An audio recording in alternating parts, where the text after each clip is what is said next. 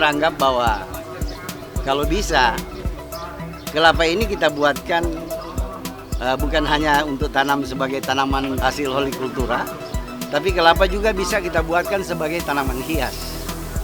Sehingga beranjak dari situ kita coba membuat kelapa ini untuk bisa ditanam di pot sebagai penghias daripada halaman atau rumah kita.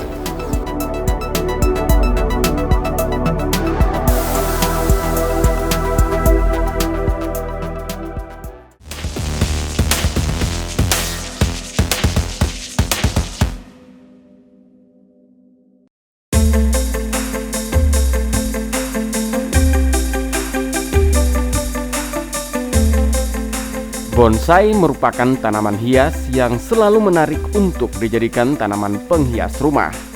Selain itu, bonsai adalah seni bercocok tanam yang semakin banyak diminati oleh para pencinta tanaman hias. Bukan hanya karena bentuknya yang unik dan menarik, namun juga bisa menjadi peluang bisnis yang menjanjikan. Ada berbagai macam tanaman yang bisa dibuat menjadi bonsai. Salah satunya adalah tanaman kelapa.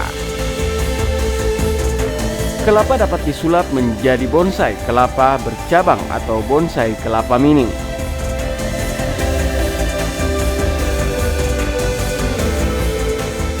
Bonsai ini mengandung banyak perhatian, mengingat pada umumnya pohon kelapa tumbuh dengan pohonnya yang tegak dan menjulang tinggi. Membuat tanaman raksasa ini menjadi mungil tentunya tidaklah mudah. Oleh karena itu, bonsai kelapa bercabang dapat dibanderol dengan harga jual yang sangat tinggi. Namun bagi para kolektor bonsai, hal ini sama sekali tidak menjadi masalah. Berapapun harganya, mereka tetap membelinya. Karena seni seperti bonsai kelapa ini tidak dapat ditolak ukur dengan harga. Standar jual untuk bonsai kelapa sendiri berkisar ratusan ribu hingga puluhan juta rupiah.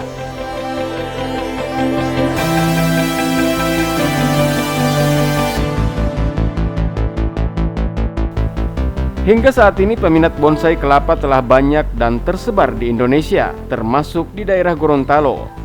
Bonsai kelapa mulai dijadikan hobi dan ladang bisnis yang menguntungkan, termasuk Pak Gito Talib yang tergabung dalam komunitas bonsai kelapa Gorontalo.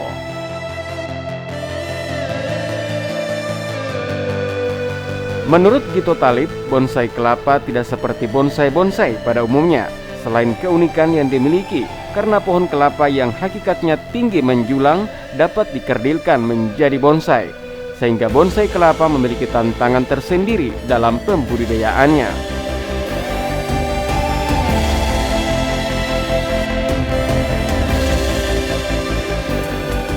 Kita beranggap bahwa kalau bisa kelapa ini kita buatkan bukan hanya untuk tanam sebagai tanaman hasil hortikultura, tapi kelapa juga bisa kita buatkan sebagai tanaman hias. Sehingga beranjak dari situ kita coba membuat kelapa ini untuk bisa ditanam di pot sebagai penghias daripada halaman atau rumah kita.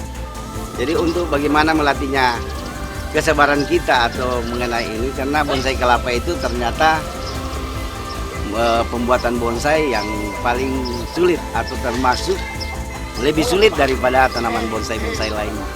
Karena ini kalau kita kurang begitu teliti atau kurang jeli, jadi bisa fatal atau bisa mati tanaman itu yang sudah lama kita pelihara.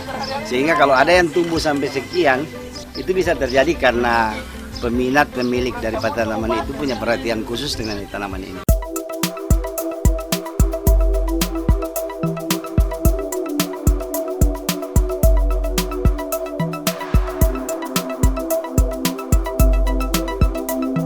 Untuk membuat kelapa menjadi bonsai memiliki kesulitannya sendiri. Ada teknik-teknik khusus yang harus diterapkan agar bonsai kelapa bisa tumbuh. Bahkan tidak semua pembudidaya tanaman dapat berhasil membuat bonsai kelapa.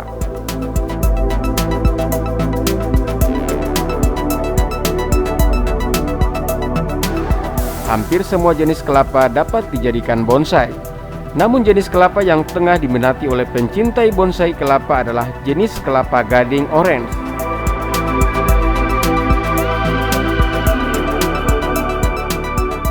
Kita pilih batok kelapa yang sehat, yang menurut kita ini sudah bisa prediksikan bagaimana tumbuhnya. Jadi kita walaupun banyak batok kelapa, kita pilih mana yang sesuai yang kita inginkan, tapi tanaman itu sehat. Toh? Jadi awalnya itu dia, baru berikutnya harus ada ikuti dia punya tahap-tahap bagaimana pengupasan batang, pengupasan sabuk, baru berikutnya pengupasan daripada baju kelapa, yaitu yang membungkus pelepah. Keempat, yaitu bagaimana kita menempatkan tanaman ini pada wadah yang sesuai dengan ukurannya.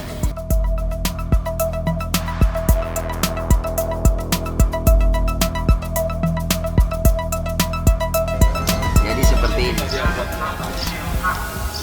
Dan ini ditanam langsung di media tanah. Untuk wadah-wadah starter awal daripada kelapa ini, jadi kita tidak terlalu begitu penting, tidak terlalu begitu. Yang penting wadah yang bisa menampung media.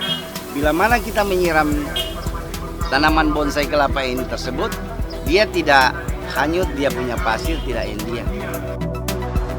Bawah, taruhkan media tanah.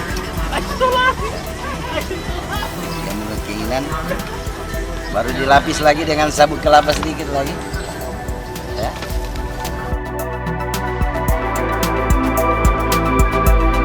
Kategori untuk dinyatakan berhasilnya suatu bonsai kelapa tumbuh adalah bila bonsai yang dibudidayakan tersebut mirip seperti pohon kelapa di alam aslinya, namun dalam bentuk kerdil di dalam pot bunga.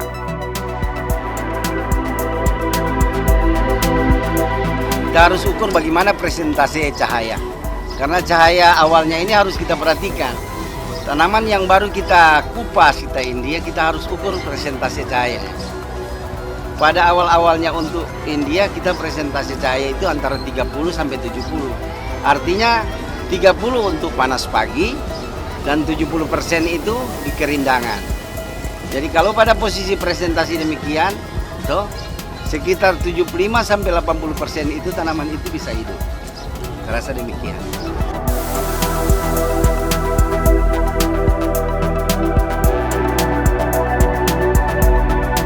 Nah, itulah sedikit ulasan tentang langkah-langkah membuat bonsai kelapa bercabang atau yang juga dikenal dengan bonsai kelapa mini.